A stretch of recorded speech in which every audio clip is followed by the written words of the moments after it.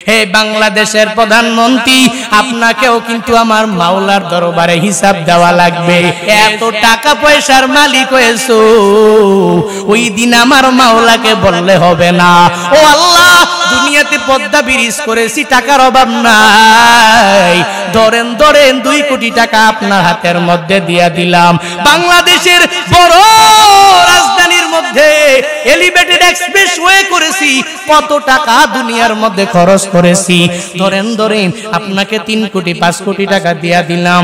ওই দিন আমার মাওলারে যদি টাকা দাও, টাকা দিয়া আল্লাহর বিচারের কার্যালয়কে একটু পরিমাণ নিচে নামানো যাবে না।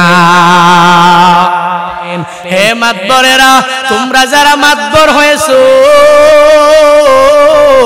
আমার মাওলার দরবারে একদিন দাঁড়ানো লাগবে, হিসাবের কাঠগড়ায় দাঁড়ায় যাওয়া লাগবে। তবে মাতবর হওয়ার পরে আমগো মাতবরেরা কেমন করে জানেননি, আপনাদের বগুড়া শেরপুরের মানুষেরা কেমন করে আমি জানি না। আমগো এলাকার মধ্যে ধনীর বেলায় বিচার একরকম হয়ে যায়, আর গরিবের বেলায় বিচার আর একরকম হয়ে যায়। গরিব মানুষ একটা লিগ্যাল ওয়েতে বিয়া করলে ওই বিয়ার মধ্যে পুলিশ পাঠায়, আর কপাল বড় খারাপ, ধনীর ছেলে যদি আকাম কুকাম করে যদি অন্যজনের মেয়েও যদি বাইগা আইনা বিয়া করে, অন্যজনের উপরে জুলুম নির্যাতন করে আইনা বিয়া করে, কপাল এত খারাপ হয়ে গেল। আমগো মাতবরেরা, আমগো মেম্বারেরা, আমগো চেয়ারম্যানেরা গরিবের বেলায় বিচার করে 16 আনা, আর ধনীর বেলাও 1 আনাও করে না, আছে না না। এই সমাজের মধ্যে তাকায় দেখো, ওই মেম্বার বিচার করে একজনের বেলায় একরকম, আর একজনের বেলায় বিচার করে আরেক রকম। চেয়ারম্যানের বেলা বিচার করে একরকম, আর চেয়ারম্যান ছাড়া অন্য কেউ যদি হয় তাহলে বিচার হয়ে যায় আরেক রকম। বলে মেম্বারের বলা ছাড় দিয়া দেওয়া সুবিধা নাই, চেয়ারম্যানের ছেলে ছাড় দিয়া দেওয়া সুবিধা নাই। ও যত অন্যায় করবে সমাজের কেউ তারে কিছু বলতে পারবে না, এলাকার মাতবরেরাও বলতে পারবে না। হে মেম্বারেরা, তোমার ছেলের বেলায় তুমি এই বিচার করবা, অন্যের বেলায় যেই বিচার করো ছেলের বেলায় একই বিচার হবে, তোমার মেয়ের বেলায় একই বিচার হবে যা তুমি অন্যজনের মেয়ের বেলায় করো। হে মাতবরেরা, এলাকার গরিবের বেলায় যেই বিচার হবে ধনীর বেলাও একই পরিমাণ বিচার হয়ে যাবে। কেন বান্দা, কাল হাসরের ময়দানে আল্লাহ পাক তোমাকে যে এত বড় দামি করে মেম্বার বানালেন, চেয়ারম্যান বানালেন, মাতবর বানালেন, কুল্লুকুম রাঈন ওয়া কুল্লুকুম মাসউলুন আন রাইয়াতিহি রাহমাতুল লিল আলামিন বলেন, তোমরা সব একজন একজনের রক্ষক। হাসরের ময়দানে তোমাদের অধীনস্থদের ব্যাপারে জিজ্ঞাসা করা হবে, এর মানে পরিবারের বাবাকে জিজ্ঞাসা করা হবে, তার পরিবারের সব সদস্যদের ব্যাপারে জিজ্ঞাসা করা হবে। শুধু তাই না, এলাকার মেম্বারের তার ওয়ার্ডের ব্যাপারে জিজ্ঞাসা করা হবে। ও চেয়ারম্যান সাহেব, ইউনিয়নের ব্যাপারে আল্লাহর দরবারে হিসাব দেওয়া লাগবে। হে উপজেলার চেয়ারম্যান, উপজেলার ব্যাপারেও আপনার হিসাব দেওয়া লাগবে।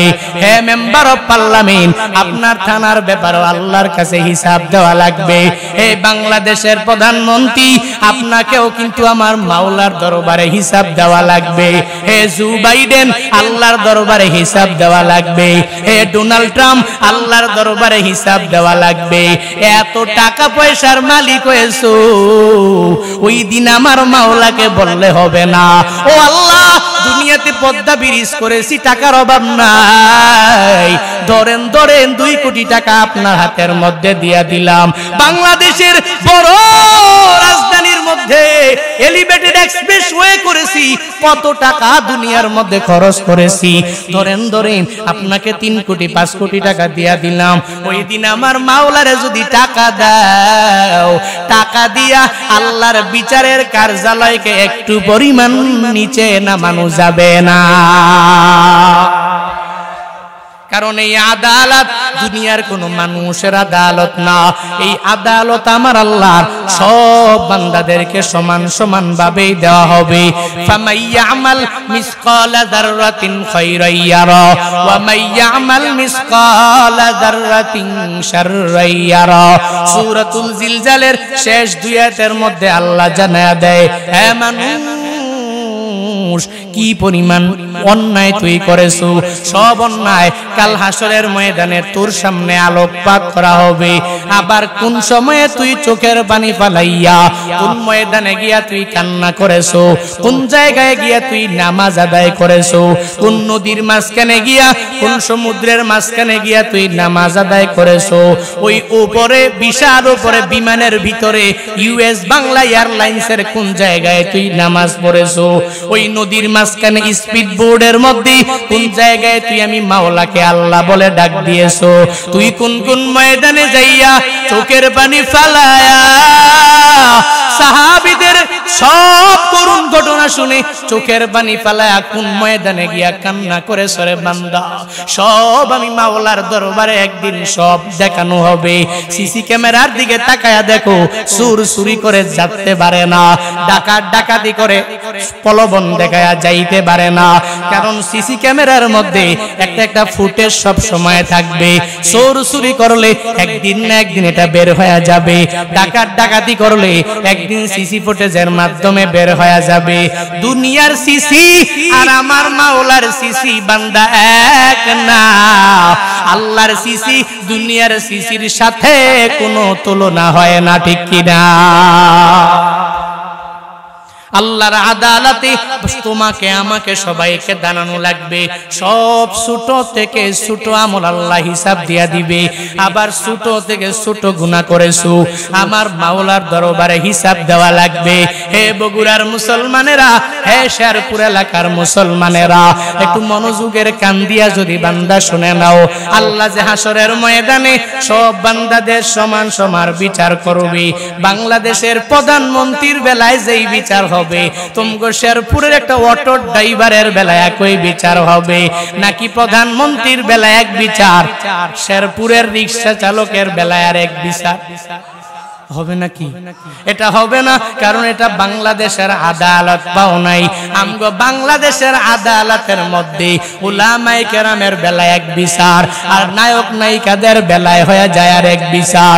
আমগো বাংলাদেশের আদালতের মধ্যে মুসলিম উলামায়ে কেরামকে হয় এক বিচার, এক আইন হয়ে যায়। আর যারা নিজেরা আগে ছেলের খবর জানায়া দেয়, এরপরে বলে আমার বউ ওটা, ছেলে হওয়ার পরে বউয়ের খবর জানায়া দেয়, এরা বাংলাদেশে দিব্যি ঘুরে বেড়ায়। বাংলাদেশ থেকে আরেক জায়গায় যাওয়ার জন্য এদের পাসপোর্ট আটকানো হয় না, এদের ভিসা করতেও কোনো অসুবিধা হয় না। কিন্তু বাংলাদেশের যে উলামায়ে কেরামরা এদেশের মুসলমানদেরকে নামাজের দাওয়াত দেয়, এদেশের মুসলমানদেরকে কালিমার দাওয়াত দেয়, এদেশের মুসলমানদেরকে ভালো ভালো কাজের দিকে বিভিন্ন সময়ে বিভিন্ন দিকে নেয় না, খারাপ কাজের দিকে নেয় না, ভালো কাজের দিকে নিয়ে যায় যারা, কপাল বড় খারাপ। নায়ক নায়িকারা বাংলাদেশে যারা অপসংস্কৃতি প্রমোট করে, এদের পাসপোর্ট আটকায় না, জেলের মধ্যে ঢুকায় না। আর যে উলামায়ে কেরাম এত কষ্ট করে দিন নাই রাত নাই মানুষের সামনে গিয়া বয়ান করে, আল্লাহর কোরআনের বয়ান, মদিনাওয়ালা নবীর হাদিসের বয়ান, এদেরকে জেলখানার মধ্যে রাইখা ধুকে ধুকে মেরে ফেলে। এটাই বাংলাদেশের আদালত, ঠিক কিনা? আমার মাওলার আদালত কি তুমি এমন মনে করেছো? আমার মাওলার আদালত এমন না, আমার মাওলা সব মানুষের বেলায় একই পরিমাণ বিচার করবে। মদিনাওয়ালা নবীর ঘোষণা হলো, যেই বান্দাগুলো হাসরের ময়দানে আরশে মুআল্লার নিচে জায়গা পেয়ে যাবে, এদের মাঝে এক নম্বরে হলো ইমামে আদেল, যারা যেই ইমামেরা নেতা হওয়ার পরেও আদেল হয়ে গেল, ইনসাফ করানেওয়ালা হয়ে গেল, ন্যায় পরায়ণ যারা হয়ে গেল, এরা ইমামে আদেল। আর এদেরকেই আল্লাহ মায়া করে দয়া করে আরশে মুআল্লার নিচে জায়গা করে দিবে। সুবহানাল্লাহ। বাড়ি যে পকেটে থুন বললে গুনাহ হবে। হায় হায়, কোন সুবহানাল্লাহ? মানে সুবহানাল্লাহ বলে গুনাহ হয়ে যাবে নাকি আবার? নাকি ব্যাংক থেকে 1 লাখ টাকা কেটে যাবে এমন কিছু নাকি? পড়েন সুবহানাল্লাহ, কোন সুবহানাল্লাহ, কোন আলহামদুলিল্লাহ, বলেন আল্লাহু আকবার। গুনাহ হইছে কবিরা গুনাহ তাহলে সগীরা গুনাহ তাহলে কি হইছে কথা বলে না কি হইছে কি পরিমাণ সওয়াব রাহমাতুল লিল আলামিন বলেন আমার যে উম্মতেরা জবান দিয়া বের করবে একবার সুবহানাল্লাহ একবার আলহামদুলিল্লাহ একবার আল্লাহু আকবার জবান দিয়া যদি বের করে দেয় কি পরিমাণ ফায়দা আল্লাহ পাক জান্নাতের মধ্যে তার জন্য এমন একটা বৃক্ষ রোপণ করবে দুনিয়ার কোন বান্দাদের মাধ্যমে না আল্লাহ নিজে কোন বলার মাধ্যমে ওই বান্দার জন্য একটা বৃক্ষ রোপণ করে দিবে আরবের দ্রুতগামী ঘোড়া যেই ঘোড়া আস্তে দৌড়ায় না বরং জোরে দৌড়ায় এত দ্রুত গতিতে দৌড়ায় কোন মানুষ তার সাথে দৌড়াইয়া পারবে না ওই দ্রুতগামী ঘোড়া যদি ওই বৃক্ষের নিচে দিয়া ৭০,০০০ বছর পর্যন্ত যদি দৌড়ায় তবু দৌড়াবে দৌড়াবে দৌড়াবে বৃক্ষের ছায়া দৌড়াইয়া শেষ করতে পারবে না শুধু তাই না যদি সুবহানাল্লাহর আওয়াজ যদি জবান দিয়া দাও আলহামদুলিল্লাহর আওয়াজ যদি জবান দিয়া বের করো আল্লাহু আকবারের আওয়াজ যদি জবান দিয়া বের করো দুনিয়ার জমিন থেকে প্রথম আসমান প্রায় 13 কোটি 30 লক্ষ মাইল উপরে সূর্য ওই সূর্যটা 9 কোটি 30 লক্ষ মাইল প্রায় উপরে এই প্রথম আসমান থেকে জমিন পর্যন্ত খালি জায়গার কোনো অভাব নাই কোন এক আল্লাহর বান্দা যদি এই খালি জায়গার মধ্যে গোল দিয়া পিওর গোল দিয়া দুবাইয়ের স্বর্ণের মতো পৃথিবীর কোনো স্বর্ণ হয় না সিঙ্গাপুরের গোল্ডের মতো তো দামি গোল্ড হতে পারে না ওই দামি দামি স্বর্ণ দিয়া কেউ যদি আসমান থেকে জমিন পর্যন্ত খালি জায়গার মধ্যে বরাত করে এই মাদ্রাসার মধ্যে অথবা মসজিদের মধ্যে যদি ফি সাবিলিল্লাহ দান করে দেয় যেই পরিমাণ সওয়াব ওই বান্দার হবে আল্লাহ পাকের নবী মদিনাওয়ালা নবী জানায়া দেয় আমার যেই উম্মতেরা সুবহানাল্লাহ আলহামদুলিল্লাহ আল্লাহু আকবার পড়বে এদের আমল নামায় একই পরিমাণ সওয়াব আমার আল্লাহ দিয়া দিবে या इलाही तो मेरा खालिक है या इलाही तो मेरा मालिक है या इलाही मी को नद शम्सो कमर या इलाही मी को नद शजरो हजार या इलाही मी को नद अर्दो समा या इलाही मी को नद जाऊं हवा আল্লাহর খাজানার মধ্যে কোনো কমতি হবে নাকি সুবহানাল্লাহ যদি সবাই পড়ে আল্লাহ একজনকে দিবে আর একজনকে দিবে না এমনটা হবে না মানুষ রহমাতুল লিল আলামিন বলেন এক নাম্বার ইমামে আদেল হয়ে যাও মানে ভালো ন্যায়পরায়ণ নেতা হয়ে যাও যদি হতে পারো আল্লাহ মায়া করে তোমাকে আরশে মুআল্লার নিচে জায়গা দিবে যেই হাসরের ময়দানে আর কোনো ছায়া থাকবে না দুই নাম্বারে যেই গুণ লাগবে এটা যুবকদের জন্য ওয়াজ আমাদের মুরব্বিরা এখন বুড়া হয়ে গেলেন আপনারা কি এক সময় যুবক ছিলেন না ছিলেন না নাকি ধৈরাই মার গর্ভ থেকে আসার পরে বুড়া যুবক ছিলেন না এক সময় আপনারও তাগড়া যুবক আপনার হাতের মধ্যেও পাওয়ারের অভাব নাই আপনার পায়ের মধ্যেও পাওয়ারের অভাব নাই আপনার বডির মধ্যেও পাওয়ারের কোনো অভাব নাই এখন যে যুবকেরা আছো তোমরা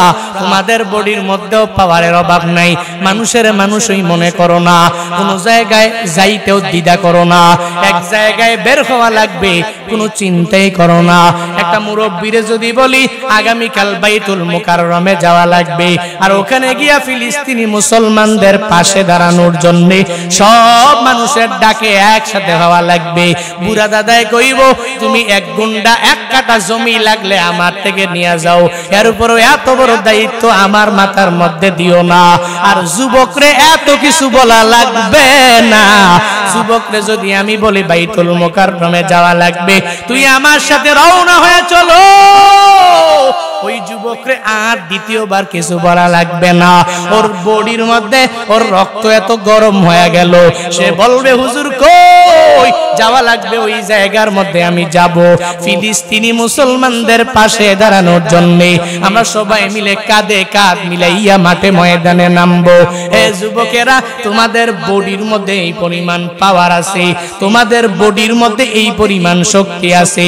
রহমাতুল লিল আলামিনের জন্যই বলেন, হে যুবকেরা, তোমাদের যৌবনকালটা তোমরা ইবাদতের মাধ্যমে কাটাও, যৌবনকালটা তুমি নামাজের মাধ্যমে কাটাও, যৌবনকালটা তুমি রোজা রাখার মাধ্যমে কাটাও, যৌবনকালটা তুমি নেক আমল করার মাধ্যমে কাটাও, যৌবনকালটা তুমি কোনো অন্যায় করবা না, জুলুম করবা না, নির্যাতন করবা না, কোনো মানুষের কথা শুনে আরেকজনের পিঠের মধ্যে থাপ্পড় দেওয়া যাবে না।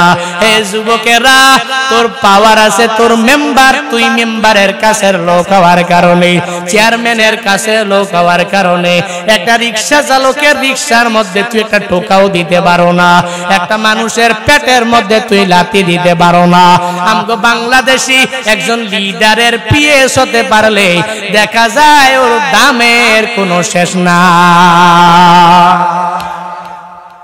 আমি মেম্বারের বড় পার্সোনাল সেক্রেটারি, আমার মতো দামি লোক এই এলাকার মধ্যে কেউ নাই। আমি চেয়ারম্যানের পার্সোনাল সেক্রেটারি, এই ইউনিয়নের মধ্যে আমার মতো দামি কেউ নাই।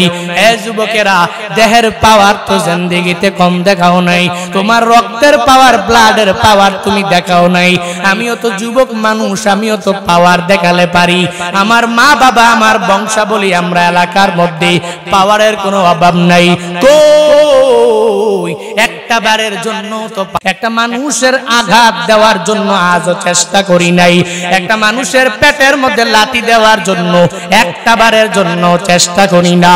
চেষ্টা করি একটা মানুষের পাশে গিয়া কেমনে দাঁড়ানো যায়, একটা মাজলুমের পাশে কেমনে দাঁড়ানো যায়। হে যুবকেরা, এই যে আজকেও ভৈরবের দিকে তাকায় দেখ, ওই যুবকের আত্মচিৎকার দেখো। ওই যুবক বলে, আমরা দুই ভাই রওনা হয়ে গেলাম, ট্রেনের মাধ্যমে আমাদের বাসায় যাব। ভৈরবের ওই রেল স্টেশনে ক্রস হওয়ার সময় প্রায় 20 থেকে 30 জন এখনোই নাই। আমি আসার সময়ও নিউজ দেখে দেখে মনটা বড় কেমন হয়ে গেল। হায় হায়, যুবক জানতো না যে বাড়ি যেতে পারবে না। ও বলে, দুইটা ট্রেনের সংঘর্ষ যখন হয়ে গেল, একটা মানুষবাহী আর একটা মালবাহী ট্রেন যখন সংঘর্ষ হলো, দুইটা ইঞ্জিনের সাথে লেগে সিটকে আমি বাইরে পড়ে গেলাম, এজন্য মারা যাই নাই। কিন্তু আমার ভাইয়ের খবর নাই, আমার ভাই কোথায় আছে আমি বলতেও পারি না। সাংবাদিকদের সামনে ওই যুবক চোখের পানি ফালায়া ফালায়া ফালায়া কান্না করে। কিন্তু এই পরিমাণ পাওয়ার তো তুই যুবকেরা দেখাও, এত পরিমাণ পাওয়ার নিয়ে দুনিয়ার মধ্যে চলো। তুই তাকায়া দেখোস না, এই যে বগুড়া থেকে রওনা হয়ে যায় কক্সবাজারে যাওয়ার জন্য যুবক একটা বাইক নিয়ে এত যে দৌড়ায় যাও, টাঙ্গাইলের এলেঙ্গা পার হওয়ার পরে কত যুবকের বাইক অ্যাক্সিডেন্টে মারা গেল, কত বান্দাগুলো এই হাটি কুমরুল থেকে যমুনার ব্রিজ পর্যন্ত মারা গেল, কত যুবকের লাশ, এত যুবকের মৃতদেহ। এরপরেও এগুলো দেখে দেখে কি আমার আল্লাহর কথা একটু চিন্তা কি করো না? ওই কবরে তোর কোনো বন্ধু যাবে না, তোর কোনো ছেলে বন্ধুও যাবে না, তোর কোনো বান্ধবীও যাবে না। আজকে যেই বন্ধু বান্ধবের প্ররোচনার মধ্যে পরে পরে দৌড়াও, সেই বন্ধু বান্ধব তোর এত আপন হয়ে গেল, তারে ছাড়া একটা সেকেন্ড পরিমাণ ঘুম হয় না। তুই যদি ওই বন্ধুরে বলো, ও বন্ধু আমার সাথে কবরে যাইবি কিনা, ওই কবরে আমি তো থাকবো একা, আমার কবরে তুই আমার সঙ্গে চলে আয়, খোদার কসম একটা যুবক বন্ধু তোর সাথে কবরের মধ্যে যাইতে যাইবে না। এজন্য তো বলি, তোমার কবর তোমার, আমার কবর হলো আমার। ওই কবরে যাওয়া লাগবে আমি একা, কবরে থাকাও লাগবে আমি একা। এজন্য মদিনাওয়ালা নবীর কথা অনুযায়ী ইবাদত করে করে সময়টারে কাটায়া দাও। এই সময়টারে ভালো কিছু কাজ করে কাটায়া দাও। ওই কোন মানুষের সাথে অন্যায় করবা না, কোন মুরব্বীদের সাথে বেয়াদবি করা যাবে না, এদের সাথে চোখ রাঙ্গায়া কথা বলা যাবে না।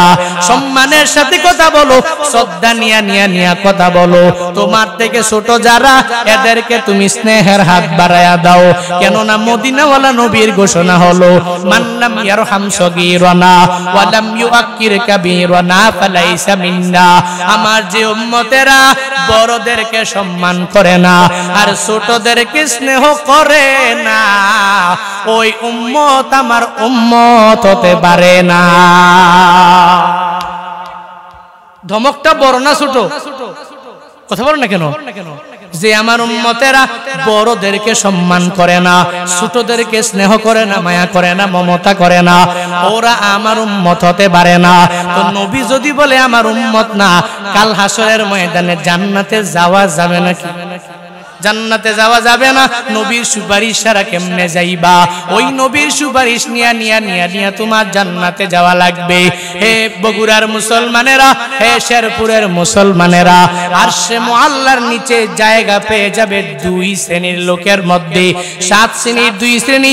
1 নাম্বার যেই বান্দা হবে ইমামে আদেল, মানে ন্যায়পরায়ণ নেতা। আর 2 নম্বরে হলো ওই যুবকেরা যাবে, যেই যুবকেরা তার যৌবনকালটা সুন্দরভাবে নামাজের মাধ্যমে কাটায়, রোজা নেক আমলের মাধ্যমে কাটায়, কিন্তু কপাল বড় খারাপ। আমগো যুবকেরা মাহফিল শুনলে ভালো লাগে, হুজুরের বয়ান শুনলেও বড় মজা লাগে, হুজুর ভালো মানুষ, হুজুরের কথাও বড় ভালো। বাংলাদেশের সব স্কলারদের বয়ান আর মোবাইলের মধ্যে অভাব নাই, ইউটিউবে ডাউনলোড করা, টিকটক থেকে ডাউনলোড করা, শর্ট ভিডিও থেকে ডাউনলোড করা, ফেসবুক রিলস ভিডিও থেকে ডাউনলোড করা, কত বয়ান গ্যালারিতে তোমার। কিন্তু ফজরের নামাজের আগে রাত 3টা বাজে তুমি ঘুমাও, আর সকাল 10টা 12টায় ঘুম থেকে জাগো, ফজর পড়ে না। এমন যুবক সমাজে আছে না? নাই? আজান শুনে আসো যারা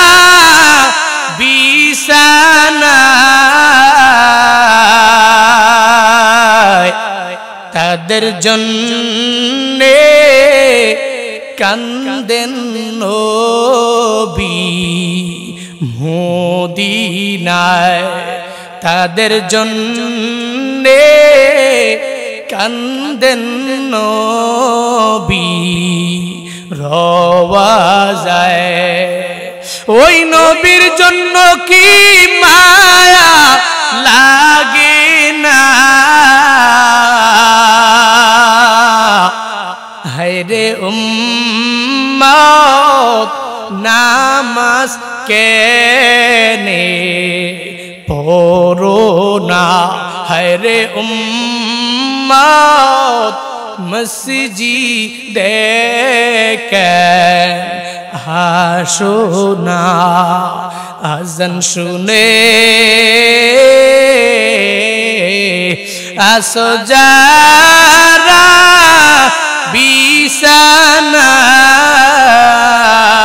বিছানায়, তাদের জন্যে কান্দেন নবী মদিনায়, তাদের জন্যে কান্দেন নবী রওয়াজায়। হে যুবকেরা, নবী আমার জন্য তোমার জন্য কান্দে কেন? একটুও কি নবীর জন্য তোর মায়া লাগে না? সেই নবী এত পরিমাণ কষ্ট করে তোমারে আমারে ফজর দিয়া গেলেন, জোহর দিয়া গেলেন, আসর দিয়া গেলেন, মাগরিব দিয়া গেলেন, এশা দিয়া গেলেন। 50 ওয়াক্ত নামাজ না, কয় ওয়াক্ত বলেন? 50 ওয়াক্ত নামাজ না। মদিনাওয়ালা নবী তোমার জন্য আমার জন্য সুপারিশ করে দিয়া গেলেন 5 ওয়াক্ত নামাজ। রমজানের রোজা 6 মাস দেয় নাই, দিয়া গেলেন মাত্র 1 মাস। তুই এত বড় নিমখারাম, এই 5 বেলা নামাজটাও তুই ধরতে পারো নাই। রমজানের রোজা পুরো 1 বছর পর পরে ইয়ারলি একবার তোমার সামনে হাজির হয়ে গেল, এরপরেও তুই দিনের বেলা খাওয়ার জন্য বড় পাগল পারা হয়ে যাও। হে যুবকেরা, নিজের যৌবনটারে কাজে লাগাও, যৌবনকালে রবের ইবাদত করে নাও, যৌবনকালে নবীর সুন্নতের উপরে আমল করে নাও। দেখছনি, তোমার মতোই তো যুবকরা ছিল হানজালা, তোমার মতো যুবক ছিল আমির হামজা, যারা নিজের সব কিছু বিলীন করে দিলেন নবীর জন্য, তার পুরা জিন্দেগিটাও বিলীন করে দিয়া দিলেন। নিজের জীবনকে জীবন মনে করে নাই, পুরো জীবনটাকে বৃথা মনে করলেন হানজালা। জীবনটাকে কি পরিমাণ বিলীন করে দিয়া দিলেন। বাসর রাত, হানজালার বাসর রাতে রহমাতুল লিল আলামিন বলে, ও হানজালা, বাসর রাতে তুমি যাও, উহুদের ময়দানে যাওয়া লাগবে না, তোমাকে রুখসত দিয়া দিলাম, তুমি যাওয়া লাগবে না, উহুদের ময়দানে গিয়ে হাজির হওয়া লাগবে না। রুখসত দেওয়া হলো, বলে আজকের জন্য তোমাকে ছাড় দিয়া দিলাম। হানজালা নবীর কথা মেনে বাসর রাত উদযাপন করতে চলে গেলেন। সব শেষ হয়ে গেল, চলে গেলেন যখন ফরজ গোসলের জন্য রওনা হয়ে যায়। পথিমধ্যে যাওয়ার পথে কে যেন আওয়াজ দেয়, কুতিলা মুহাম্মদ, আমার নবী এই দুনিয়াতে আর বেঁচে নাই। উহুদের ময়দানে আমার মায়ার নবীরে কে যেন মেরে ফেললো, দুনিয়া থেকে বিদায় করে দিয়া দিল। হানজালা মনে মনে নিজেরে প্রশ্ন করে, না না, আমি হানজালা নবীর জন্য এত বড় পাগল, ওই নবী যদি যুদ্ধের ময়দানে শহীদ হয়ে যায়, আমি হানজালা কার জন্য গোসল করব? দৌড়াইয়া বিবির সামনে গিয়া বলে, হে বিবি আমার, তরবারিটা দাও, তরবারি নিয়ে উহুদের ময়দানে যাওয়া লাগবে। বিবি বলে, ও স্বামী আমার, এখন তরবারি নিয়ে যাওয়া লাগবে না। বলে, কেন কেন? বলে, ফরজ গোসল হয়ে গেছে আপনার, একটু গোসল সেরে এরপরে তরবারি নিয়ে ময়দানে গেলে অসুবিধা হবে না। হানজালা ডেকে বলে, ও বিবি আমার, তোমার দিলের মধ্যে কি আমার নবীর প্রতি বিন্দু মাত্র পরিমাণ কি মোহাব্বত নাই? আমার নবীর প্রতি বিন্দু মাত্র পরিমাণ কি ভালোবাসা নাই? ওই নবীর প্রেমের সাগরে ডুব দিয়া আমি হানজালা ফরজ গোসলের কথা ভুলে যেতে পারি? তরবারি দাও, তরবারি নিয়ে উহুদের ময়দানে আমার যাওয়া লাগবে। বিবির কথা না শুনিয়া নদীনাওয়ালা নবীর প্রেমের সাগরে ডুব দিয়া তরবারি লিয়া উহুদের ময়দানে গিয়া হাজির হয়ে গেলেন। ওখানে যাওয়ার পরে কাফেরদেরকে দেখে তো মাথা বড় গরম হয়ে গেল, কারণ এই কাফেরেরা আমার নবীর তো কষ্ট কম দেয় নাই, সেই কাফেরেরা আমার নবীর হাতে কালেমাও পড়ে নাই। ওই নবীর কত আঘাত, কাফেরেরা এত পরিমাণ আঘাত নবীরে করেছে, নবীর বডি মুবারকে করেছে, আমার নবীর অন্তরের মধ্যে রক্তক্ষরণ হয়েছে, এত পরিমাণ আঘাত দিয়েছে যে উহুদের ময়দানে আমার নবীর চাচা আমির হামজা রাদিয়াল্লাহু তাআলা আনহুর পুরা বডিটা দুনিয়া থেকে শহীদ করে ওই আমির হামজার পুরা বুকটা চিরে কলিজা নিয়ে চাবায়া চাবায়া খেয়েছে। ওই নবীকে এত পরিমাণ আঘাত ওই কাফেরেরা দিয়েছে। হানজালা বলে, তোদের একটারেও ছাড় দেওয়া হবে না। আমরা হানজালারা আমার নবীর জন্য বড় পাগল। ওই নবীর প্রেমে পাগল হইয়া হানজালা উহুদের ময়দানে গিয়া হাজির হয়ে যায়। ওখানে যাইয়া সব অনেকগুলো কাফেররে দুনিয়া থেকে কচু কাটার মতো করে জাহান্নামের মধ্যে পাঠিয়ে দিয়া এবার হানজালাও নিজেও শাহাদাতের পেয়ালাটা পান করে নিলেন। ইন্না লিল্লাহি ওয়া ইন্না ইলাইহি রাজিউন। পুরা উহুদের ময়দানে যুদ্ধ যখন শেষ হয়ে গেল, রহমাতুল লিল আলামিন জানায়া দেয়, হে সাহাবায়ে কেরামরা, যাও যাও উহুদের ময়দানে যাও। আমার যেই সাহাবীরা আল্লাহর দ্বীন আল্লাহর পথে কায়েম করার জন্য, এই দুনিয়াতে কায়েম করার জন্য যারা ওই যুদ্ধের ময়দানে শহীদ হয়েছে, এদেরকে তোমরা একসাথে করে না।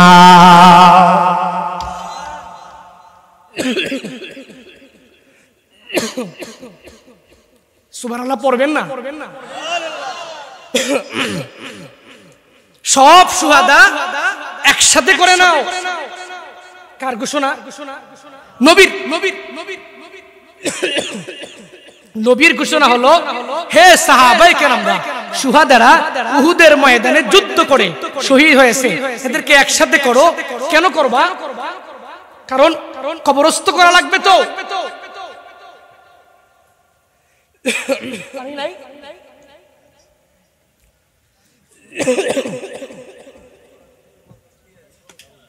যুদ্ধের ময়দানে সব শুহাদাদেরকে একসাথে করলেন।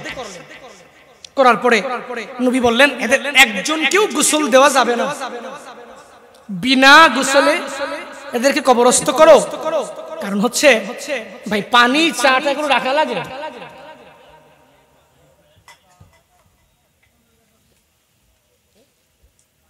মেইনটেনেন্স যে আপনারা করা লাগে না, বুঝেন না কেমনে করে। স্টেজের এই টেবিলে পানি থাকে, টিস্যু থাকে, পাশে চায়ের কাপ থাকবে, এটা মাহফিলের নিয়ম, কিন্তু এটাই আপনারা বুঝেন। আল্লাহ পাক পরবর্তীতে করার তৌফিক দান করুক। আরো জোরে পড়েন, আবার পড়েন। নবী বললেন, সব শুহাদাদেরকে একসাথে করো, এদেরকে বিনা গোসলে দাফন দাও, কারণ এরা আল্লাহর কাছে অনেক পরিমাণ দামি। হাসরের ময়দানে আল্লাহর কাছে এরা উঠবে, যাবে, একজনের ডান হাত নাই, একজনের বাম হাত নাই, একজনের ডান পা নাই, আর একজনের বাম পা নাই। এমন হালাতে এরা হাসরের ময়দানে যখন উঠবে, আল্লাহ বলবেন, তোমরা কারা? তোমাদের হাত গেল কই? তোমাদের পেট কই? তোমাদের পিঠ কই? তোমাদের ডান পা কই? তোমাদের বাম পা কই? শুহাদারা ওদিন আল্লাহর কাছে বলবে, আল্লাহ আমরা দুনিয়াতে উহুদের ময়দানে যুদ্ধ করেছি, আল্লাহ আমরা দুনিয়াতে বদরের প্রান্তরে যুদ্ধ করেছি, আল্লাহ তোমার নবীর সাথে হুনাইনের প্রান্তরে যুদ্ধ করেছি। এই শুহাদারা এখন বর্তমানে পুরা বডিতে এদের কোনো কাপড় নাই। ওই দিন আল্লাহ পাক এই দামি দামি শহীদদেরকে ডেকে ডেকে খুঁজে খুঁজে বলবে, হে শুহাদারা, তোমরা জাহান্নামে না, ভুলেও না, বিনা হিসাবে, কোনো হিসাব নাই, জান্নাতে চলে যাও। কই যাও? কই যাও? এজন্যই শহীদ যারা হয়েছে পৃথিবীতে ইতিপূর্বে, শহীদ যারা, এরা কশিন কালেও, শুহাদা যারা, শহীদ যারা, এরা কশিন কালেও এদের গোসল দেওয়া হয় নাই, এদেরকে এমনিতেই কবরস্থ করে দেওয়া হয়েছে। এরা কবরের মধ্যে অটোমেটিক বিনা গোসলে এদেরকে দাফন দেওয়া হয়েছে। নবীজি উহুদের ময়দানে গেলেন, সব শুহাদাদেরকে একসাথে করে বিনা গোসলে দাফন দিতে বলেন। ও মুহূর্তে একজন মহিলা আসে, পর্দা সহকারে একজন মহিলা এসে এরপরে মহিলা নবীকে বলে, নবী আমার, সবাইকে বিনা গোসলে দাফন দেওয়া যাবে, তবে আমার স্বামীকে বিনা গোসলে দাফন দেওয়া যাবে। কেন দেওয়া যাবে না? কই আমার স্বামী উহুদের ময়দানে এসেছে ফরজ গোসল হালাতে, নাপাক, সে পাক নয়, সে নাপাক হালাতে ফরজ গোসল না করে ওই হালাতে সেই জায়গায় আসছে। সব শুহাদাদেরকে যদিও বিনা গোসলে দাফন দিবেন, আমার স্বামী হানজালাকে বিনা গোসলে দাফন দেওয়া যাবে। হানজালার দাম বাড়াইছেন কে? কথা বলেন না কেন? কথা বলেন না কেন? কে বাড়াইছেন? আমি চাটা খাই, একটু জিকির করেন, লা ইলাহা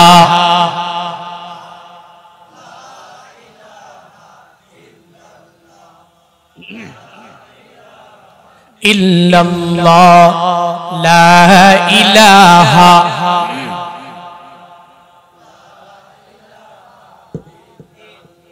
সবাই লা ইলাহা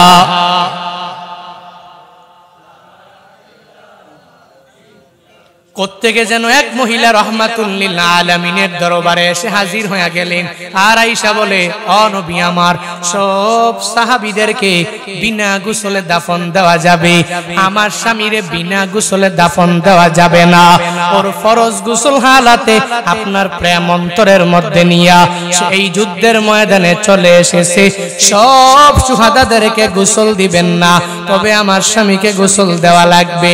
নবী হুকুম জারি করে দিলেন, এ সাহাবায়ে কেরামরা, যাও যাও উহুদের ময়দানে গিয়ে হাজির হয়ে যাও।